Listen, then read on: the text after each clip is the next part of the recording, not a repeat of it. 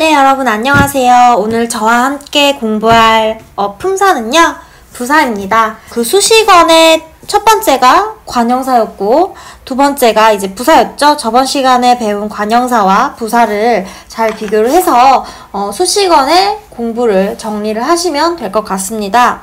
자, 부사라고 하면요, 제가 여기를 보면 가하고 바까지 예문을 준비해 왔습니다. 자, 그러면 우리가 한번 천천히 문장을 한번 읽어볼까요? 달빛이 은은한 밤이면 달맞이 꽃이 활짝 핀다. 오늘은 멀리 서쪽 하늘이 무척 아름답다. 우리는 매우 멀리 여행을 떠났다. 그는 아주 새 차를 타고 다닌다. 과연 그는 이 문제를 풀 수 있을까? 학교에 갔다. 그리고 친구를 만났다. 문장들을 보시면요, 이렇게 밑줄이 그어있는 이 성분들이 모두 품사로는 부사입니다. 우리가 문법을 공부할 때 문장을 보고 이 성분이 어떤 품사인지, 또 문장론을 배우고 나면 그 문장에서 어떤 성분의 기능을 하는지까지도 여러분들이 꼭 알아놔야 합니다. 그렇기 때문에 이 달빛이 은은한 밤이면 여기 예문부터 제가 왜 부사가 되는지 설명을 할게요. 핀다는요, 여기서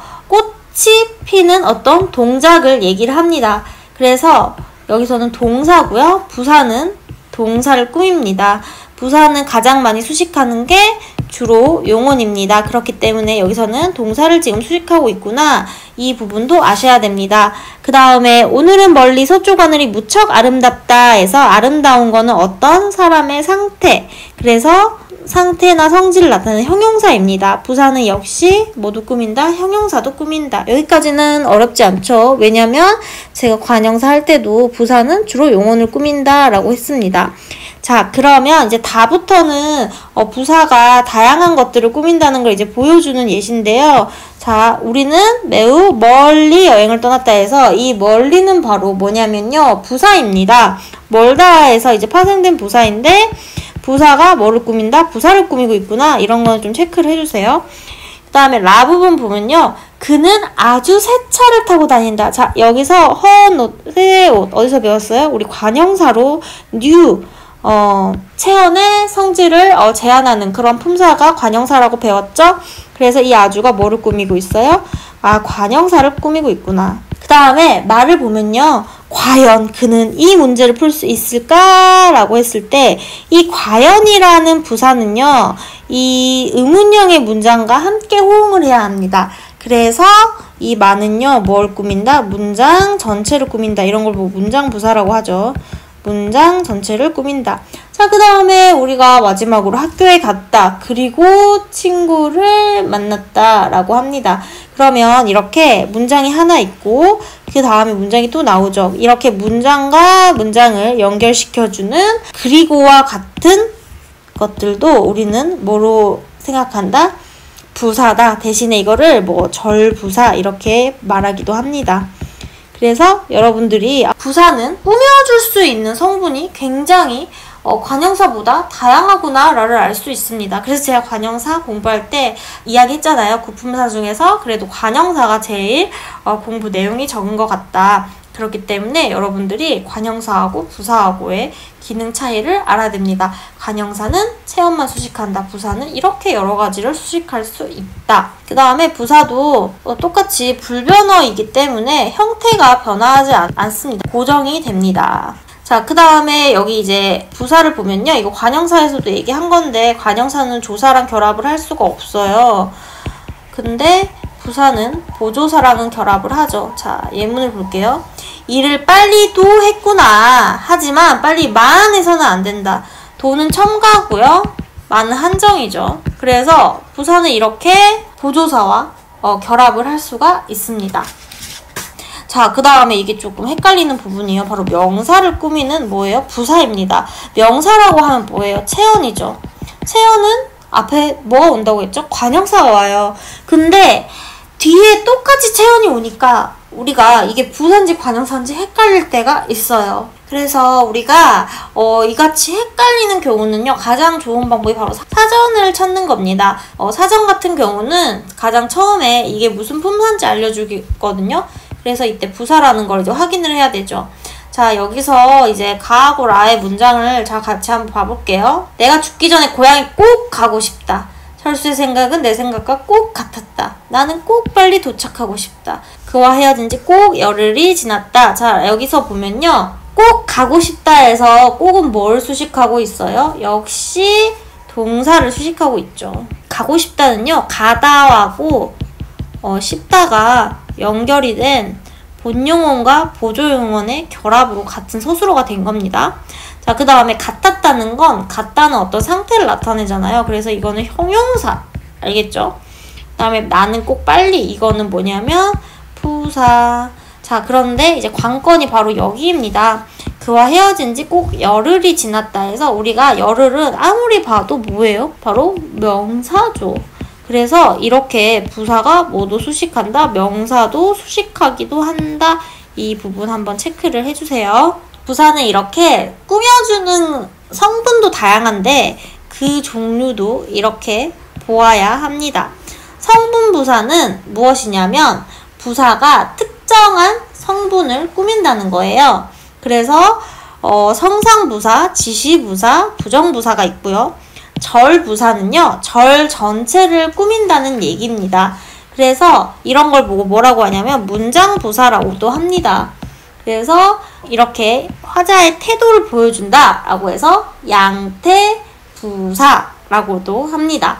그래서 여러분들이 항상 문법은 내가 머릿속이 백지인데 이렇게 하나하나씩 구조도를 그리면서 이제 개념을 이해하면 가장 좋습니다. 자, 품사 하면은요, 구품사. 그 다음에 형식, 기능, 의미로 나뉜다. 형식은 가변어, 불변어, 기능은 체언, 수식원, 독립원, 관계원, 용언. 그 중에서 용언은 가변어지만 나머지는 다 불변어다. 이런 게 머릿속으로 이제 체계가 그려져야 됩니다. 그 다음에 품사 하면은 구품사. 그 다음에 체언, 수식원, 용언, 독립원, 관계원으로 나뉘고 체언은 명사, 대명사, 수사.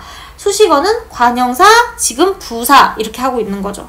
그래서 이 연결고리를 잘 찾아야 되고요. 그 부사 중에서도 성분부사, 절부사 또는 성분부사, 문장부사, 성분부사에는 성상부사, 지시부사, 부정부사, 문장부사는 양태부사 이렇게까지 그 뼈대를 스스로 정리를 하는 것이 굉장히 중요합니다. 개념을 많이 헷갈려 하기 때문입니다. 자, 그러면 이런 것들이 뭐가 있는지 한번 볼게요. 우리가 성상부사라고 하면요. 이거 좀 익숙할 거예요. 성질과 상태를 얘기를 합니다. 그 다음에 지시는요. 가르키는 거예요. 우리가 이미 지시 대명사에서 너무 많이 했는데요. 이, 그, 저. 그 다음에 부정하는 건 not을 얘기합니다. 영어로 not 또는 no를 얘기합니다.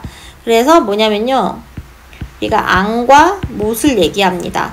자, 그래서 여기 예문을 한번 볼게요. 하늘이 아주 푸른 날이었다 했을 때 이 아주가 뭐를 꾸미고 있어요?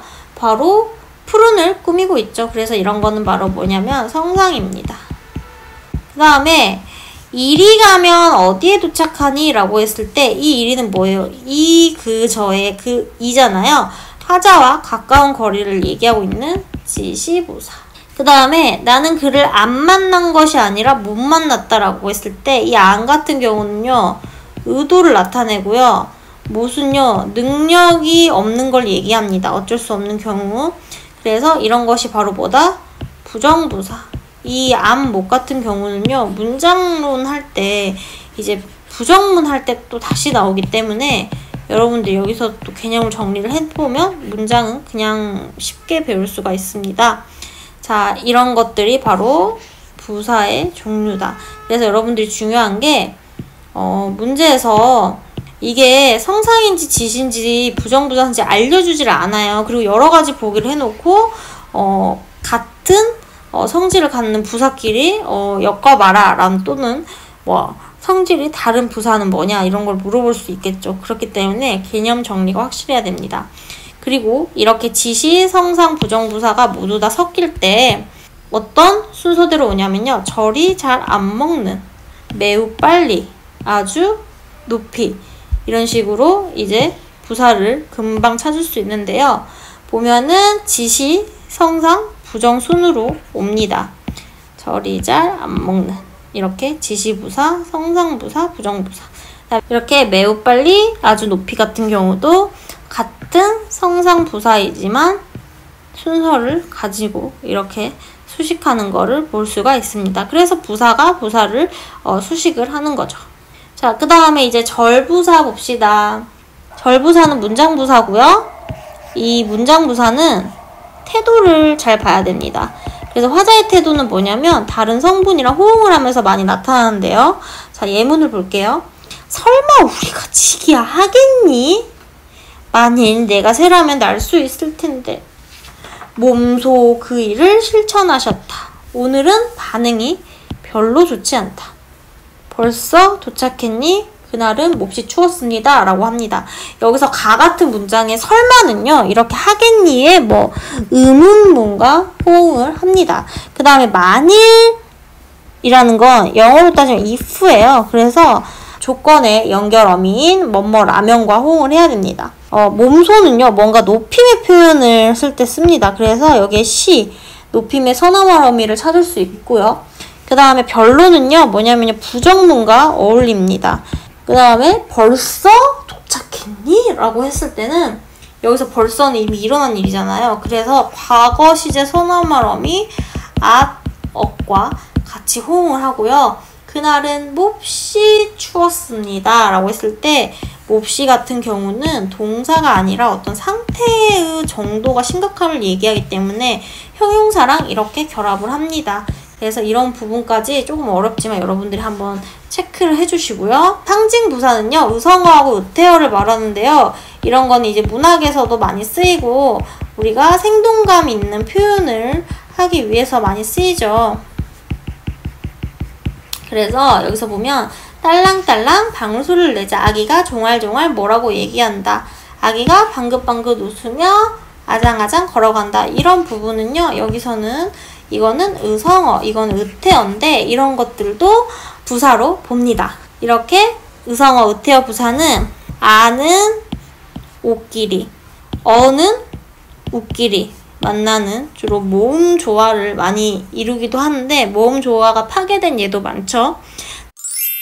그러면 오늘 수업은 여기까지고요. 좋아요와 구독 눌러주세요. 다음 시간에 다시 만나요. 안녕.